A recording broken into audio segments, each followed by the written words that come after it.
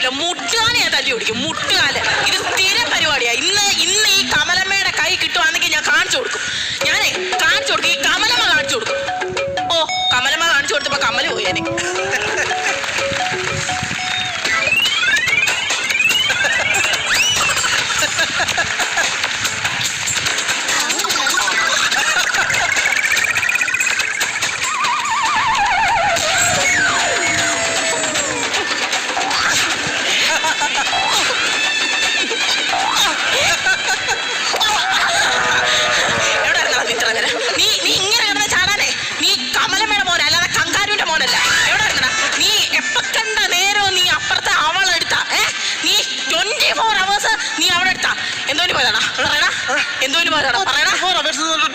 Reporter വന്ന് നിൽക്കുന്നതെന്ന് ചോദിക്കാം.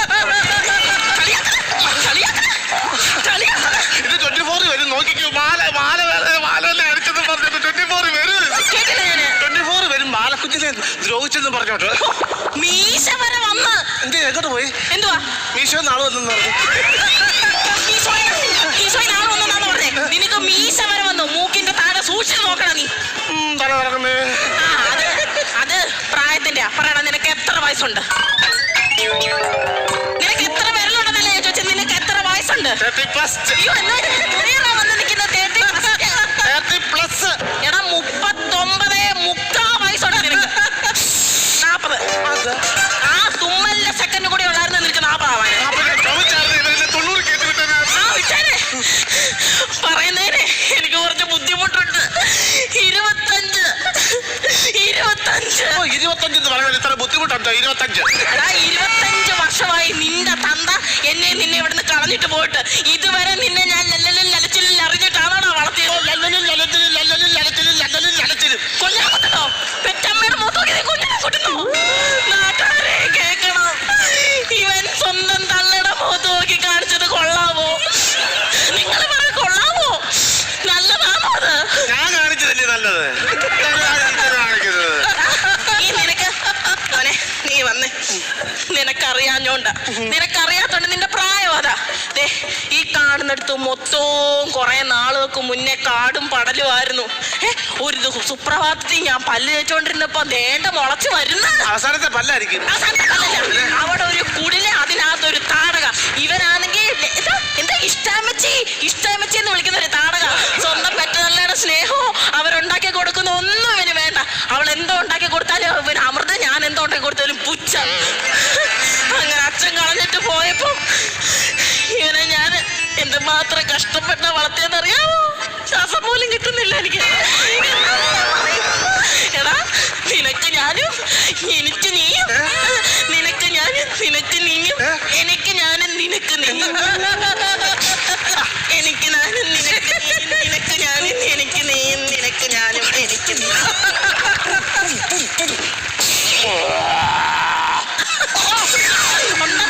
സങ്കടം പറയുമ്പോ നിന്ന് ടീച്ചർ അടിക്കുവാണോ നീ? നീ വരത്തവള്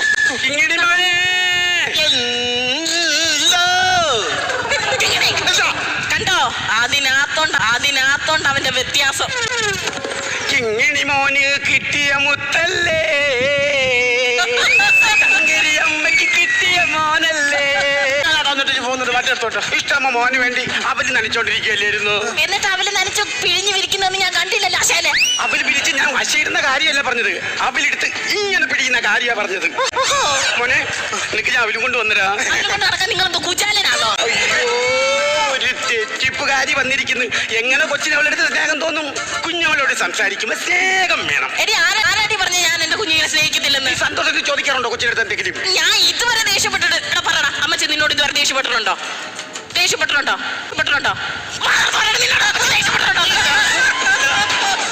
അപ്പൊ ഇത് ഇവരുടെ നാട്ടിൽ സന്തോഷമായിരിക്കും. ഞാനെന്ത് പറയാ? എന്നെ കൂടുതൽ പഠിപ്പിക്കൊന്നും വേണ്ട. എന്തൊക്കെ കാണിച്ചാലും പെറ്റ വയറിനുള്ള സ്വന്തം മോനെ നീ എന്താ കാണിച്ചാലും എന്റെ കുഞ്ഞിനെ ഞാൻ തരത്തില്ല. ചേച്ചി ഒരു കാര്യം അറിഞ്ഞായിരുന്ന? ചേച്ചിയോ? ചേട്ടത്തി ഒരു കാര്യം അറിഞ്ഞായിരുന്നോ? കൊച്ചുമോളൊരു കാര്യം അറിഞ്ഞായിരുന്ന? നമ്മളപ്പുറത്തെ നളിനിയില്ലേ, നളിനിയൊരു മോനില്ലേ, അവന് സുലോചനയുണ്ട്. നമ്മളിപ്പോ തന്നെ ഈ പാവം പയ്യൻ നല്ലോണം ജീവിച്ചു പോകണം. നമ്മൾ എന്റെ കൊടുക്കെങ്ങനെ കൂട്ടായി. പക്ഷെ മറ്റേ ചെറുക്ക് അങ്ങനെയല്ല, അവന് സുലോചന ഉണ്ട്.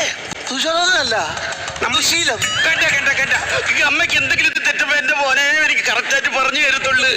സമയത്ത് റിഹേഴ്സൽ അതെ, കൂടുതൽ സംസാരിച്ച് നീ പുണ്യാത്തിയൊന്നും ആവുമൊന്നും വേണ്ട.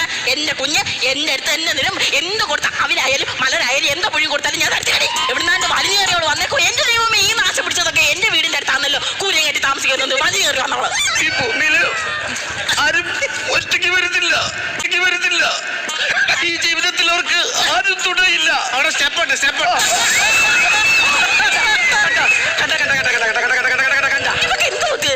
എന്റെ മോൻ അവിടെ എന്നെ രക്ഷപ്പെടുത്തിയത് കണ്ട.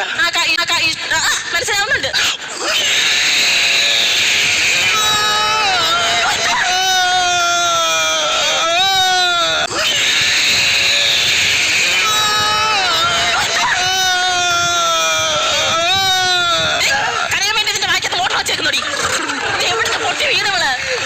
സത്യം അറിയണം, ഞാനിവിടെ 2 വർഷമായിട്ട് ഇവിടെ വന്ന് താമസിക്കുന്നു. എന്റെ അച്ഛനും അമ്മയും ആറന്മുളയാ. അതിൽ നിന്ന് 6 മോളുണ്ട്, 6 മക്കളുണ്ടെന്ന്. ഞാനായിരുന്നു മൂത്ത മോള്. പക്ഷെ എനിക്കാണ് എല്ലാവരും കാട്ടി ഇത്തിരി സൗന്ദര്യം കൂടുതലേ. അമ്മച്ചിയുടെ സൗന്ദര്യം എനിക്കാ കിട്ടിയിരിക്കണേ. അമ്മച്ചിക്ക് കുറച്ച് വെളുപ്പുണ്ട്. എവിടൊക്കെ ചിരിക്കുമ്പോ പല്ലിലും ഒരു കാര്യം പറയുമ്പോ സൗന്ദര്യം നിങ്ങൾക്ക് ആയിരുന്നു. അമ്മച്ചി എങ്ങനെ ഉണ്ടായിരുന്നു പറഞ്ഞേ? അമ്മച്ചി സുന്ദരിയായിരുന്നു. ഇതുപോലത്തുള്ള മുടിയൊന്നുമല്ല, പനങ്കുല പോലത്തെ മുടിയായിരുന്നു. അച്ഛനോ? പന വെട്ടിയ മുടിയോ. ഈ പണം തയ്യാന്ന് ഇപ്പോഴൊരു കാര്യം പറയുന്നത്. അപ്പോ എന്റെ മോനെ എന്നിട്ട് എനിക്ക് പഠിപ്പിച്ചോടിക്കുന്ന സമയം ഒരു രാത്രി അച്ഛൻ ജോലിക്ക് പോയിട്ട് എൻ്റെ അടുത്തൊന്ന് പറഞ്ഞു, പഠിത്തം തിരിച്ച് ഇനി കല്യാണത്തിന്റെ പ്രായമെന്ന് പറഞ്ഞു. ഞാൻ പറഞ്ഞു, വിദ്യാഭ്യാസം സ്ത്രീകൾക്ക് വേണ്ടത് വിദ്യാഭ്യാസം. വിദ്യാധനം കൊടൈക്കനൽ പ്രധാനം. സ്ത്രീകൾ ജീവിക്കണ്ടേ? സ്ത്രീകൾക്ക് പുരുഷന്മാരുടെ മുമ്പ് വിദ്യാഭ്യാസത്തോടെ നിൽക്കണം. അതുകൊണ്ട് ഞാൻ പറഞ്ഞു, പഠിത്തം വിട്ടൊരു കളിയില്ല എന്ന് പറഞ്ഞു. പിറ്റേന്ന് രാവിലെ തന്നെ കല്യാണം ഉറപ്പിച്ചു.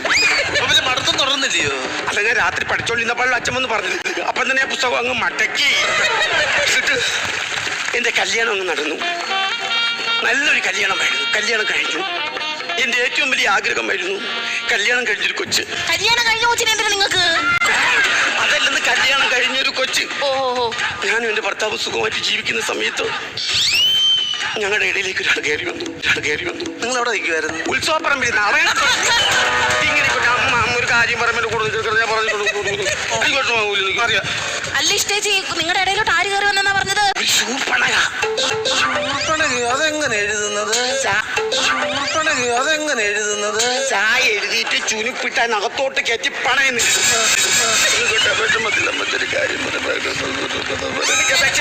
ചില സമയത്ത് ആ ചെറുക്കനെ ദൃഷ്ടിക്കും എന്റെ സ്വഭാവം. ആ ചെറുക്കനെ അതെങ്ങനെ എഴുതുന്നത്? അമ്മച്ചി ഇന്ന് ചോറ് കഴിക്കുമ്പോ നീ എന്റെ അടുത്ത് വരണം കേട്ടോ. അല്ല, എച്ചിക്കൈ വെച്ച് നിനക്ക് തരാനോ വേണ്ടാത്തടുത്ത് അവന്റെ സംശയം. മിണ്ടി പോരുക.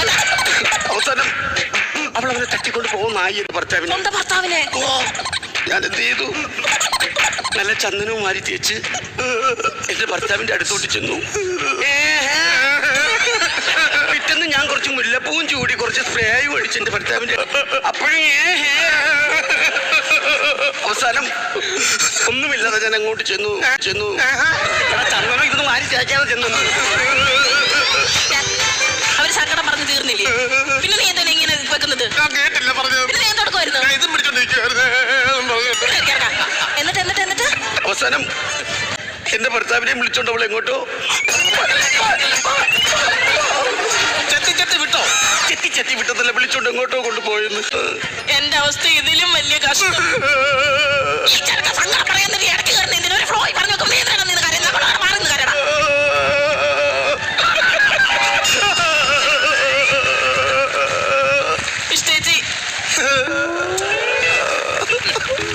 ഇഷ്ടേച്ചിക്ക് അറിയാമോ, കൃത്യം 25 കൊല്ലമായി മൂക്ക് പിടിച്ചിട്ടാ ഇവന്റെ അച്ഛൻ ഞങ്ങളെ കളഞ്ഞു പോയിട്ട്. അന്നൊക്കെയാണ് എങ്ങും ദുരിതമാ. ഈ ചെറുക്കിന് ഇച്ചിരി ഉള്ളെങ്കിൽ ഇത്രയും വലിയ വയറാ. ഞാൻ എവിടെ പോയി കഷ്ടപ്പെട്ട് കൊണ്ടുവരും? ഇഷ്ടേച്ചിയോട് പറയാമല്ലോ, ഒരു കുപ്പി വിഷത്തിൽ ജീവിതം അവസാനിപ്പിക്കാന്നും പറഞ്ഞ് ഇവൻ ആദ്യം കൊടുത്ത് ഞാൻ രണ്ടാമത് നിന്നാന്നും പറഞ്ഞുകൊണ്ട് ഒരു കുപ്പി വിഷം ഞാൻ അങ്ങ് മേടിച്ച് എന്റെ കിങ്ങിണിക്കുട്ടിന് വിഷം കൊടുത്താണ്.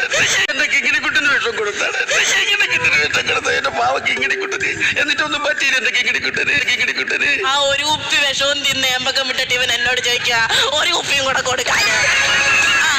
ഏറ്റില്ല. എന്നും അൽഫാമും ഷവർമ്മയും വാലി തിന്നുന്ന ഇവന് വിഷമങ്ങാണ്ടേക്കും. അന്ന കാലം തൊട്ട് ചോദിക്കണമെന്ന് പറഞ്ഞിരിക്കുകയായിരുന്നു. ഭർത്താവിന് എന്താ പറ്റിയേ? ഒന്നും പറയാതിരിക്കുവാന്നേ ഭേദം. ഞങ്ങൾ മുഖത്തോട് മുഖം നോക്കിയാ വഴക്കാം. എപ്പോഴും എപ്പോഴും മുഖത്തോട് മുഖം നോക്കിയാ വഴക്കാം. എല്ലാത്തിനും മുഖത്തോട് മുഖം നോക്കിയാ വഴക്കാം. പറഞ്ഞേറല്ലേ മുഖത്തോട് മുഖം നോക്കി അങ്ങ് വഴക്കാം. അവസാനം ഞാൻ പറഞ്ഞു നിങ്ങളെ കണ്ടു കഴിഞ്ഞാൽ ഞാൻ വഴക്കിടും. അങ്ങനെ ഞാനായിട്ട് അങ്ങ് പറഞ്ഞു വിടുവായിരുന്നു. എന്തിനാ പറഞ്ഞു വിടാൻ കാര്യം എന്തോ? എങ്ങനെ പറഞ്ഞു വിടാതിരിക്കും എന്റെ ദൈവമേ. പിന്നെ ഒരു മുഖം നോക്കാൻ എനിക്ക് തോന്നിയിട്ടില്ല. അതുപോലായിരുന്നു അങ്ങയുടെ മുഖം. പിന്നെ ഇത്രയും വലിയ മീശ, ഇവിടെ മൊത്തം താടി. ചില സമയത്ത് ചോറുണ്ടാൻ നേരം അങ്ങേരുടെ കൈ വാങ്ങ തപ്പി പോകുന്ന ഞാൻ കണ്ടിട്ടുണ്ട്. അതുപോലെ താടി മീശ വരുന്നു. അപ്പോഴെങ്ങനെ പല്ലി തേക്കുന്നേ? പേസ്റ്റ് ഇച്ചിരി എടുത്ത് പല്ലി തേച്ചിട്ട് കമന്ന് കിടന്ന് മീശ വെച്ച് ഇങ്ങനെ ഉറയ്ക്കുന്ന കാണാം. അങ്ങനായിരുന്നു അയാൾ പല്ല് തേക്കുന്നത്.